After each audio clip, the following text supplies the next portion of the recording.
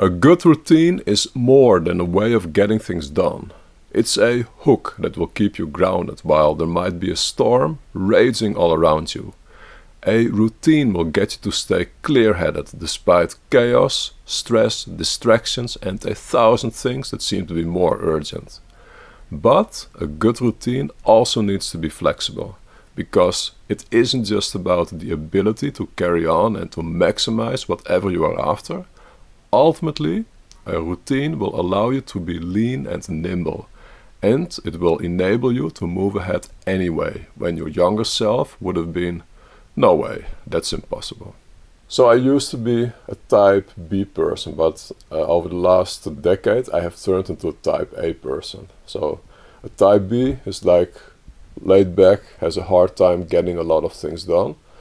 Type A, ultra busy, ultra ambitious, and has a hard time really relaxing. So that's really interesting because I read a statement the other day that secretly, like the type B wants to be more of the type A, and the type A wants to be more of the part B. So that's where I'm at right now, and I want to explore it a little bit because I think a key element in this, in turning into a type A person basically, it has to do with following a routine and to utilize a routine to get more out of everything basically. Now, one of the big things that really ties into routine is deep work. And deep work is this idea that you spend like 1 to 2 hours a day doing something ultra intense. So that's like the high intensity task that you can only do for so long. You couldn't do it the whole day. But it's the 20% of your day that is going to get you the 80% of your results.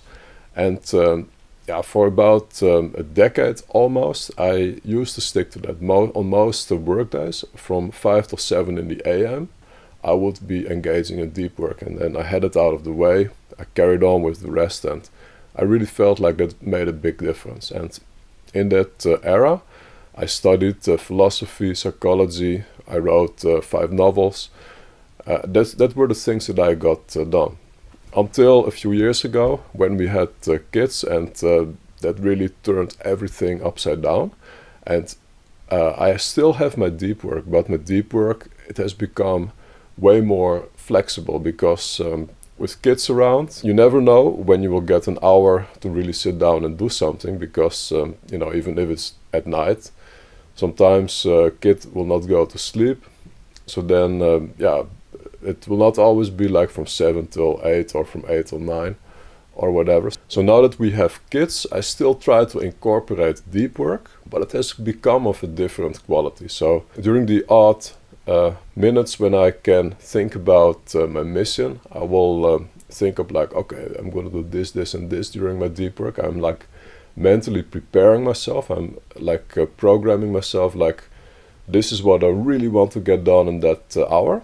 And it has kind of become more flexible, and that's really interesting because about a decade ago, that really would have been impossible for me. So that's really like how my routine has evolved. But that hour of, that 1 or 2 hours of deep work, or whatever you want to call it your prime hours, call it your golden hours, it kind of comes down to the same thing. That's really what makes the difference between a day during which I would feel like totally productive and during which I would feel like, yeah, I got something done today, versus a day that feels like it wasn't quite it. And I think that is also part of like a type A person, like as a type A person that I've become now. This is really essential that I feel like I'm squeezing everything out of every day. But it also feels like this is like a season of my life. Like right now, I'm trying to execute. I'm trying to refine all the things that I picked up over the years.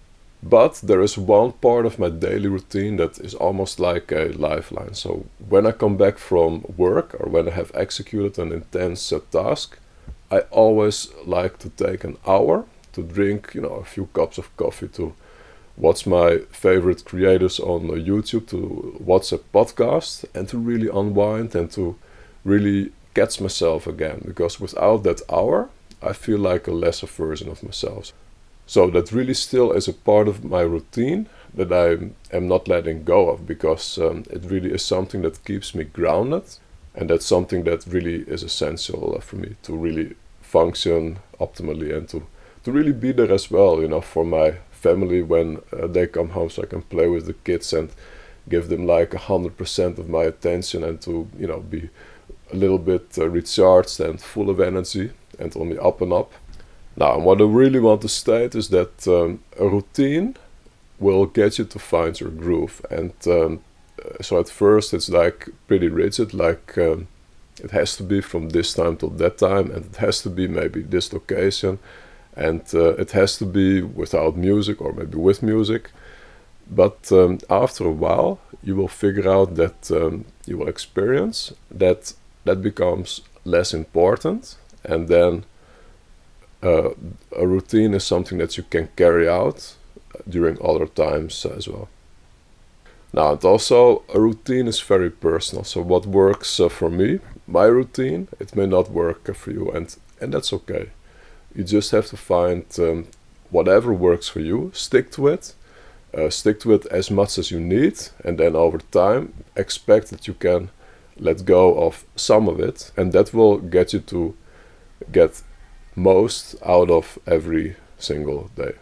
Now, and like I said earlier, like my day always revolves around the ability to work on my bigger ambitions, and even if I can just sit down for like a few minutes, that will give me that feeling like, okay, I worked towards something bigger today, and that's really essential for me to feel that I'm making progress, that my day made sense, and that and all of those things.